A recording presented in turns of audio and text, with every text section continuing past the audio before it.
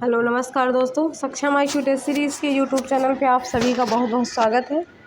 तो चलिए एक बार फिर से देखते हैं। भारतीय संविधान में हमने भाग 4 पढ़ा था और भाग 4 के बाद आज हम करेंगे भाग 5, जो कि लक्ष्मीकांत के बुक के अकॉर्डिंग हम लोग कर रहे हैं, जिसमें अभी हम ये सीधे सीधे आर्टिकल्स देख रहे हैं एंड भाग देख रहे हैं।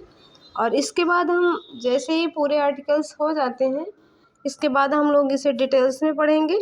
तो चलिए स्टार्ट करते हैं क्लास को। और चैनल पे पहली बार आए हैं तो चैनल को सब्सक्राइब करें, अगर वीडियो अच्छी लग रही हो तो लाइक करें। तो चलिए देख लेते हैं। भाग 5 है, जिसमें हमने देखा कि भाग एक बार फिर से रिवाइज कर ले रहे हैं। देखिए, जो भाग 1 है हमने इसमें राज्य संघ और उसके राज्य क्षेत्र के बारे में पढ़ा था, जो कि अनुच्छेद 1 से 4 तक आता है। फिर इसके बाद हमने भाग 2 देखा, जिसमें नागरिकता, जो अनुच्छेद 5 से 11 तक आता है।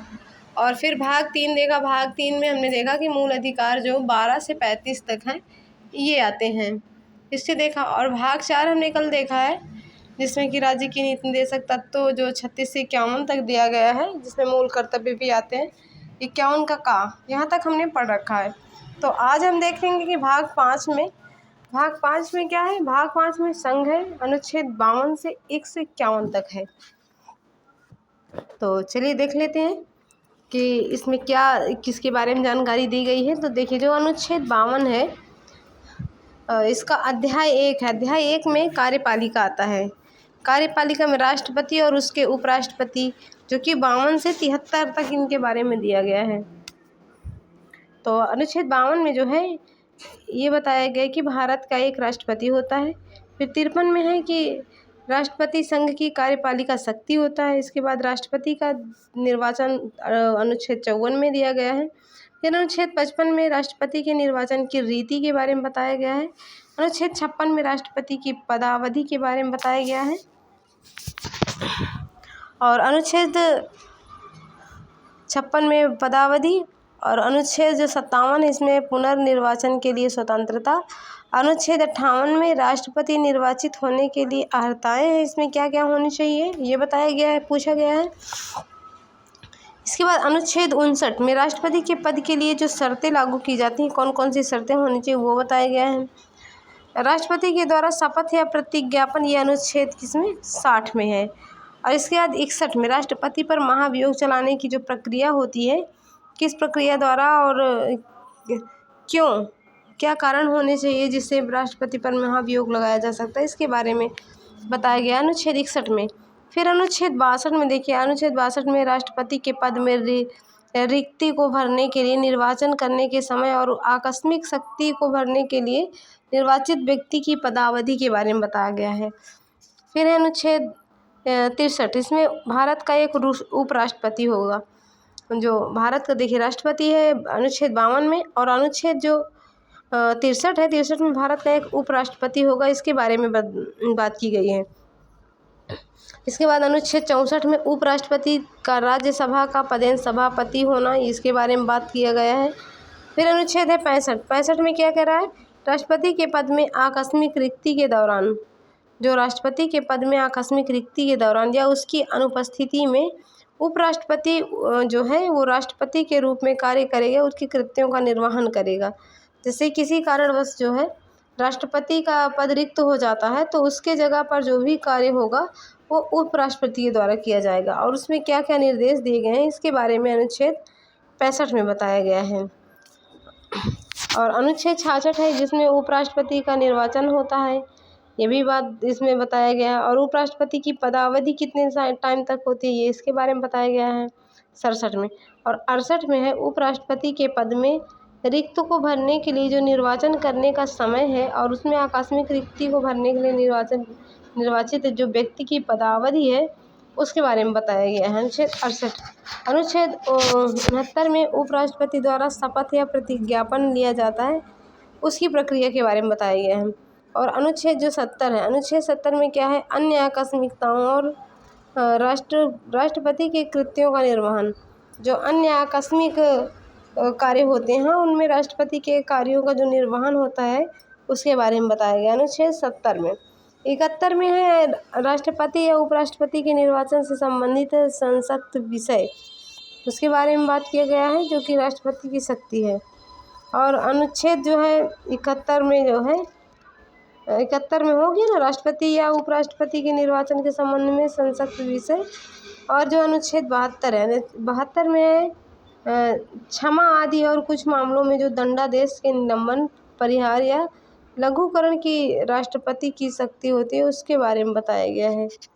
फिर अनुच्छेद 73 जिसमें संघ की कार्यपालिका शक्ति का विस्तार, इसके बारे में बात किया गया है।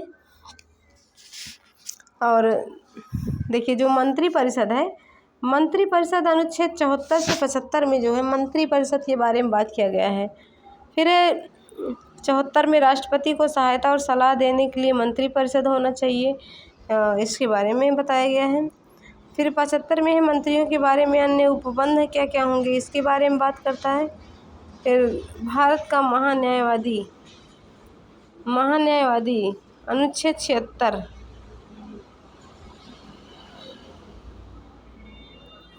और जो भारत का महान्यायवादी है उसके बारे में अनुच्छेद 76 में बताया गया है।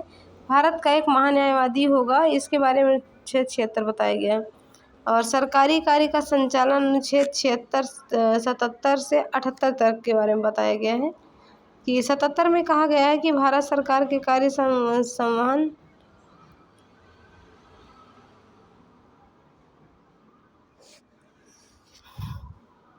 सरकारी कार्य का संवहन जो संचालन होता है अनुच्छेद 77 से 78 में बताया गया है कि भारत सरकार के कार्य का संचालन 77 में बताया गया इसके बारे में। राष्ट्रपति को जानकारी देने आदि के संबंध में प्रधानमंत्री के कर्तव्य जो हैं वो 78 में है, अनुच्छेद 78 में। फिर आ गया आपका अध्याय 2। अध्याय 2 में क्या क्या आता है, संसद साधारण, अनुच्छेद 79 से 88 तक आते हैं ये, 79 से 88 तक। देखिए 79 में क्या है, 79 में संसद का गठन, इसके बारे में बात करता है 79। अनुच्छेद 80 राज्यसभा की संरचना के बारे में बात करता है। अनुच्छेद 81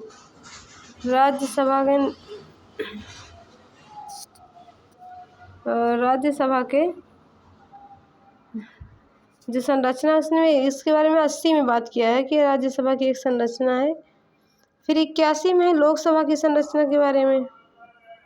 देखिए 79 में संसद का गठन, 80 में राज्यसभा की संरचना, 81 में लोकसभा की संरचना और 82 में प्रत्येक जनगणना के पश्चात पुनः समायोजन। और फिर 83 में संसद की सदस्यता के लिए अर्हता और 85 में संसद के सत्र की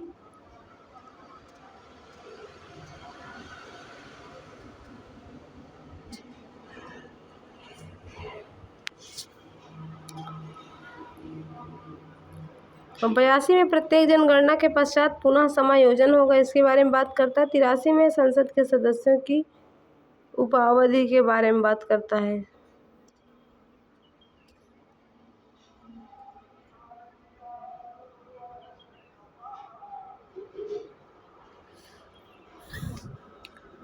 फिर 83 में संसद के सदनों की अवधि कितनी होगी इसके बारे में। और 84 में संसद की सदस्यता के लिए जो अर्हताएँ होती हैं क्या क्या होनी चाहिए इसके बारे में बात करता है। और 85 अनुच्छेद 85 में संसद के सत्र अवसान व विघटन के बारे में बात कर रहा है। और अनुच्छेद जो है 87 राष्ट्रपति का विशेष अभिभाषण, अनुच्छेद 87 में है। 88 में सदनों के बारे में मंत्रियों की विषयों की जो है जागरूकता के बारे में बात कर रहा है। नेक्स्ट है आपका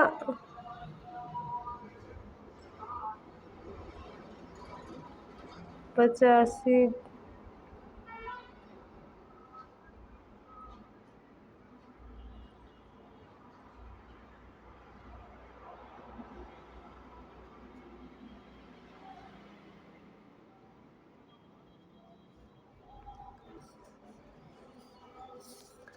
और नेक्स्ट देख लेते हैं 88 संसद के बारे में मंत्रियों और महान्यायवादी के अधिकार के बारे में बताया गया है। 89 में देखिए क्या है, संसद के अधिकारी अनुच्छेद 89 से 98 तक आते हैं। तो 89 में है राज्यसभा का सभापति और उपसभापति। 90 में है उपसभापति का जो पद रिक्त होगा परित्याग और पद से हटाया जाना। 91 में सभापति के पद के कर्तव्यों का पालन करने और सभापति के रूप में कार्य करने की जो है उपसभापति या अन्य व्यक्ति की शक्ति के बारे में बात कर रहा है।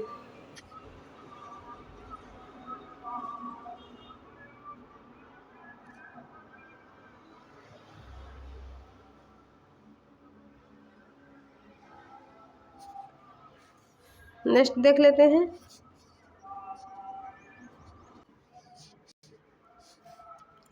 कहाँ तक हमने देखा था 90 और 91 में देख लेते हैं क्या है। उपसभापति जो है सभापति के पद के कर्तव्यों का पालन करने या सभापति के रूप में कार्य करने की उपसभापति या अन्य शक्ति के बारे में बताया गया 91 में। 92 में बताया गया है जब सभापति या अन्य व्यक्ति की जब सभापति या उपसभापति को पद से हटाने की कोई संकल्प विचाराधीन है तब उसका पीठासीन ना होना। और 93 में है लोकसभा का अध्यक्ष और उपाध्यक्ष होना।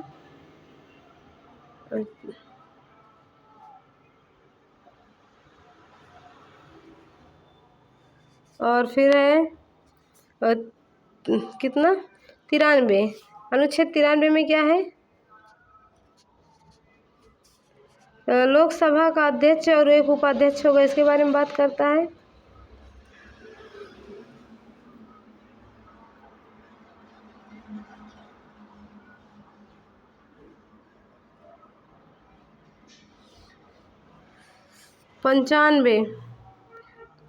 चौरानवे में है अध्यक्ष और उपाध्यक्ष के पद रिक्त होना, पद त्याग और पद से हटाए जाना, इसके बारे में बताता है। अनुच्छेद 95 अध्यक्ष के पद के कर्तव्यों का पालन करने या अध्यक्ष के रूप में कार्य करने की उपाध्यक्ष या अन्य व्यक्ति की शक्ति के बारे में बात करता है।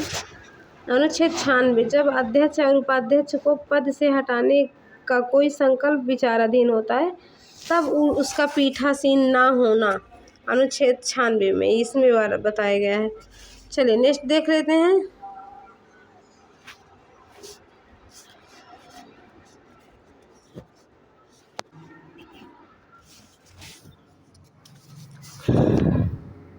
हमने देखा था अनुच्छेद 96 तक। अब देखेंगे 97 में क्या दिया गया है। अनुच्छेद 97 में सभापति और उपसभापति तथा अध्यक्ष और उपाध्यक्ष के वेतन और भत्ते, इसके बारे में बात की गई है। और 98 में क्या है संसद का सचिवालय, इसके बारे में बात किया गया। और कार्य संचालन अनुच्छेद 99 से 100 में दिया गया है। इसके बाद है आपका सदस्यों की जो निहरताएँ हैं अनुच्छेद 101 से 104 तक दी गई हैं। तो 101 में स्थानों का रिक्त होना, ये इसके बारे में बात करता है। 102 में सदस्यता के लिए निहरताएँ हैं, इसके बारे में बात करता है। और है सदस्यों की निहरताओं से संबंधित जो प्रश्नों पर विनिश्चय किया जाता है 103 में दिया गया है। 104 में है अनुच्छेद 99 के अधीन शपथ लेने या प्रतिज्ञान करने से पहले या आहरणित ना होते हुए या निरहरित किए जाने पर बैठने और मत देने के लिए शक्ति के बारे में बात की गई है 104 में। इसके बाद है आपका संसद और सदस्यों की शक्ति, अधिकार और उन्मुक्तियां जो है किस में दी गई हैं, इसका उल्लेख जो है 105 से 106 में दिया गया है। तो 105 में क्या है, 105 में है कि सदस्य के सदनों की तथा उनके सदस्यों और समितियों की शक्तियां, विशेषाधिकार आदि, इसके बारे में बताया गया 105 में। 106 में सदस्यों के वेतन और भत्ते के बारे में। इसके बाद आ गया आपका ये विधायी प्रक्रिया जो है 107 से 111 के अंतर्गत आती है। फिर 107 में क्या है, 107 में है विधायकों के पुनर्स्थापन और पारित किए जाने के संबंध में जो उपबंध है, इसके बारे में है। और अनुच्छेद 108 है कुछ दशाओं में दोनों सदनों की संयुक्त बैठक, इसके बारे में बात कर रहा है। 109 में है धन विधेयकों के संबंध में विशेष प्रक्रिया। और 110 है धन विधेयक की परिभाषा। 111 में विधेयकों पर अनुमति के बारे में बात कर रहा है। 111 वित्तीय विषयों के जो है संबंध में प्रक्रिया, अनुच्छेद 112 से 117 है। फिर 112 से है वार्षिक वित्तीय विवरण।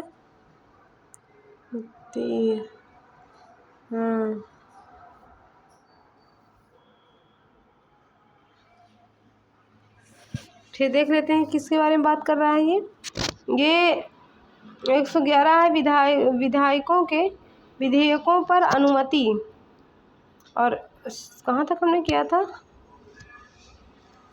हमने 108 किया था ना, कुछ दशाओं में दोनों सदनों की संयुक्त बैठक। नहीं, 107 विधेयकों के पुनर्स्थापन और पारित किए जाने के संबंध में जो उपबंध है 107 में है। 108 है कुछ दशाओं में दोनों सदनों की संयुक्त बैठक के बारे में बात कर रहा है। फिर 109 धन विधेयकों के संबंध में जो विशेष प्रक्रिया है उसके बारे में बता रहा है। 110 में धन विधेयक की परिभाषा दी गई है और 111 में विधेयकों पर अनुमति। और फिर वित्तीय विषयों के संबंध में प्रक्रिया जो है अनुच्छेद कहाँ पे है? अनुच्छेद 112 से 117 के बीच में है। 112 में क्या है? वार्षिक वित्तीय विवरण है। 13 में है संसद में प्राक्कलनों के संबंध में प्रक्रिया। अनुच्छेद 114 में है विनियोग विधेयक। 115 में है अनुपूरक अतिरिक्त या अधिक अनुदान। फिर 116 में लेखानुदान, प्रत्यानुदान और जो है अपवादन अनुदान। फिर 117 में है वित्त विधेयकों के बारे में विशेष उपबंध। इसके बाद है साधारणतया प्रक्रिया, अनुच्छेद 118 से 122।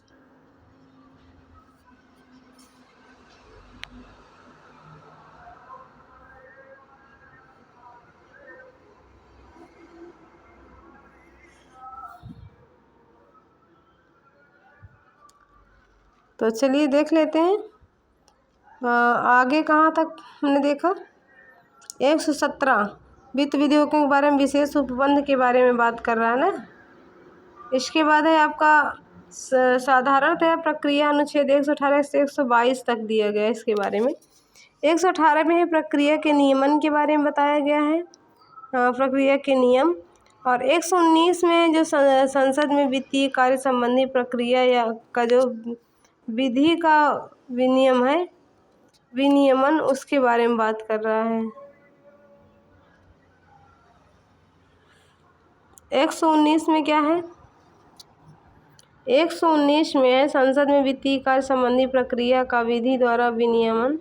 120 में है संसद में प्रयोग की जाने वाली भाषा।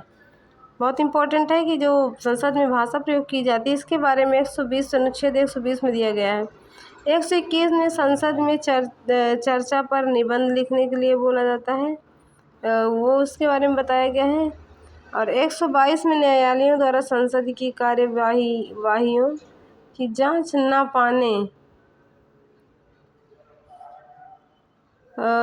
न किया जाना, न्यायालयों द्वारा संसद की कार्यवाहियों की जांच न किया जाना अनुच्छेद 122 में है।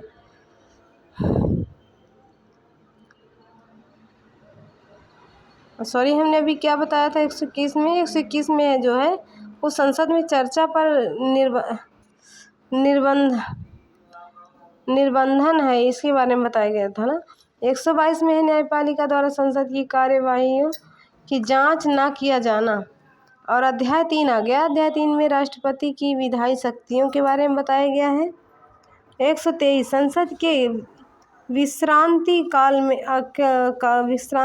में अध्यादेश प्रख्यापित करने की जो राष्ट्रपति की शक्ति है उसके बारे में बताया गया है। और अनुच्छेद 124 में जो है अध्याय 4 आ जाता है। अध्याय 4 में संघ की न्यायपालिका, अनुच्छेद 124 से 147 तक दिया गया है, बट हम आज 124 तक ही करेंगे। नेक्स्ट क्लास में हम इससे आगे करेंगे। 124 में क्या है? उच्चतम न्यायालय की स्थापना और उसका गठन, इसके बारे में बताया गया 124 में। तो आज हमने देखा भाग 5 और नेक्स्ट डे अब देखेंगे भाग 5 से आगे भाग 6। भाग 6 से जितने भी हम आर्टिकल्स हैं सारे आर्टिकल्स देख लेंगे और इसके बाद हम फिर ये सारे आर्टिकल्स को डिटेल्स में पढ़ेंगे। तब तक आप इन्हें देखते रहिए और पढ़ते रहिए। तब तक के लिए thank you for watching and video like करें, चैनल को सब्सक्राइब करें सबसे पहले नोटिफिकेशन पाने के लिए। Thank you for watching.